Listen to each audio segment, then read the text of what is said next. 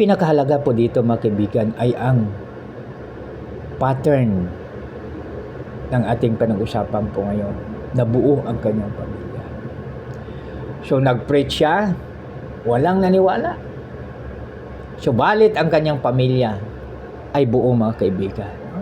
So ngayon, yung pinakonstruct sila ng arko o arka. So sa English ark sa Tagalog siguro arko o kaya sa Ilonggo pala yung arka. Sorry po dahil abang lingkod ay Ilonggo, no? Arka. So baka sa Tagalog ay arko. So ngayon, habang sila nagko-construct, walang tumulong sa kanila kundi ang kanyang pamilya, no? So ibig sabihin na buo, no? So si Noe ay mayroong sinusunod. Yan ang ating God Almighty. Ang sabi niya, Noe, gumawa ka ng arko. Gumawa ka ng arka, no? Gumawa ka ng malaking barko. At ganito, no? So alam niyo po ba, no? Pag tingnan natin, no, pag-analyze noon mga kaibigan, wala namang pako. Wala namang, iwan ko baka may mga gamit na po noon, no? So biro mo yan yung pag-construct, no? Puro kahoy, no? So sa dami ng kahoy po noon. Kaya napakaganda na yun, no? So ang sabi ng mga Bible scholars, ito ay sa magitan po lamang ng mga pandikit, no? At ang pandikit po na yun ay ang mga kaibigan, ang pandikit po na yun ay mga dagta ng kahoy. So ibig sabihin napakatindi, no? Napakagaling yung technology ni Noe at na-preserve yung ark, no? At nakikita natin sa news, no, na yung ark ay no, na discovery na yung ark. So kaya ganoon, no? So si Noe, binigyan sila ni Lord ng lakas na makaya nilang gawin ang isang barko sa isang pamilya lang.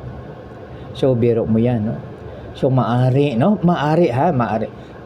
asawa niya at saka yung kanyang mga manugang, ang mga babae po ay tagaluto at tagakuha, no?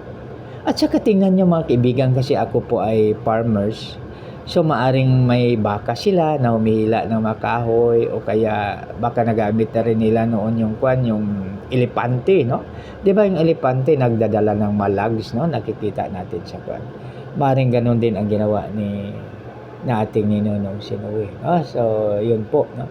Pero ang mahalaga doon, in spite of the great task na gawa nila, na sa kabila ng napakalaking gawain nagawa nila mga kaibigan,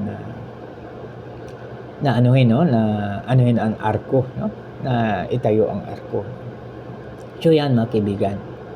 So no?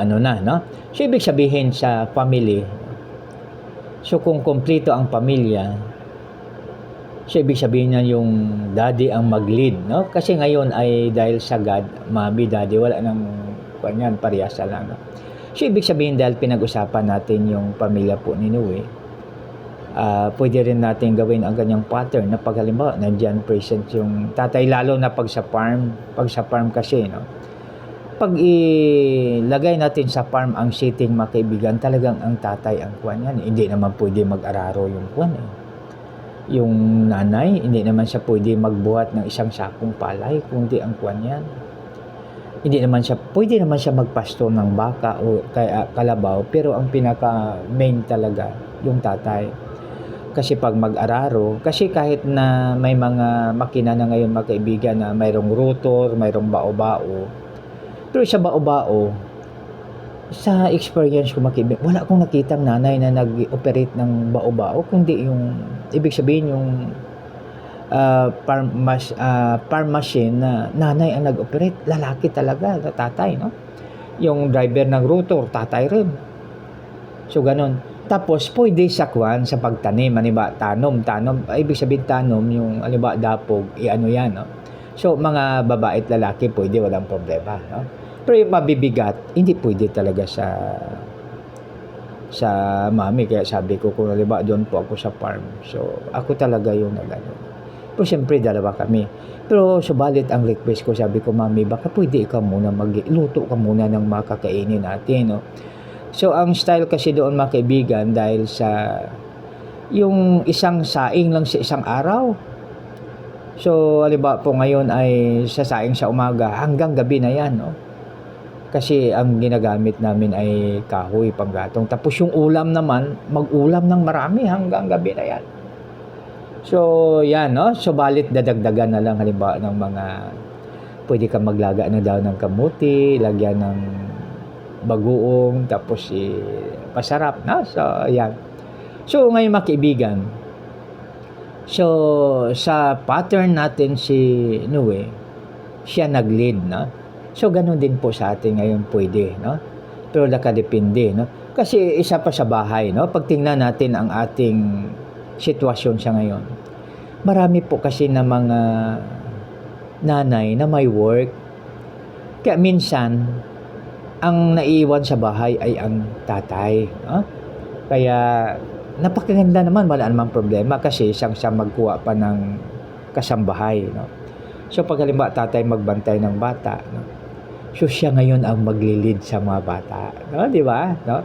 So kasi sa ngayon, dahil sa God, ang tatay wala naman problema, masarap naman magluto. Kasi kahit noon pa, no, mayroon akong kakilala, yung aking pinsan, no? Siya ang tagaluto sa bahay kasi masarap talaga siya magluto, no?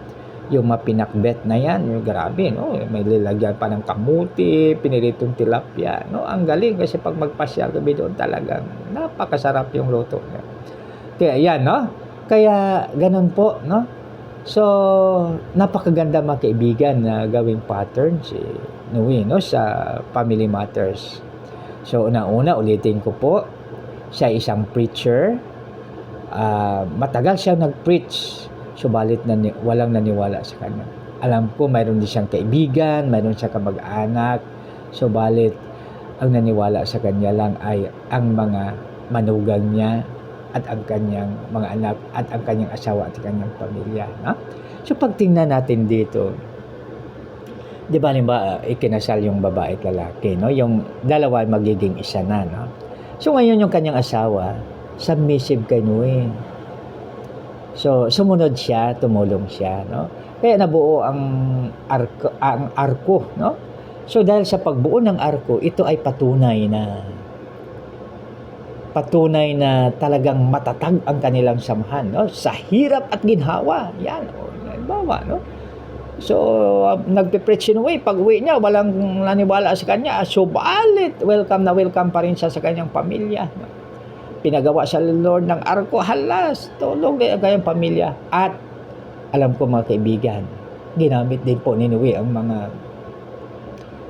mga animals na pwedeng gamitin para dyan, no?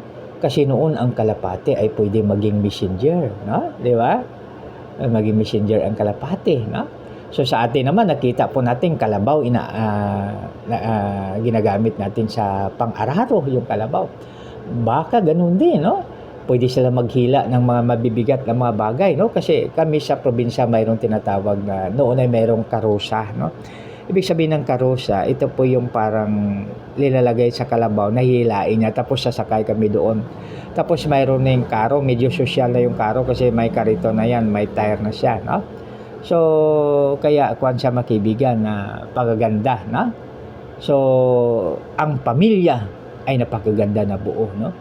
So walang problema kasi ang magawa ng tatay, magawa rin ng nanay, hindi lang namin magawa ay ang panganganak kasi naka-design lang po talaga yan sa mga asawang babae, no?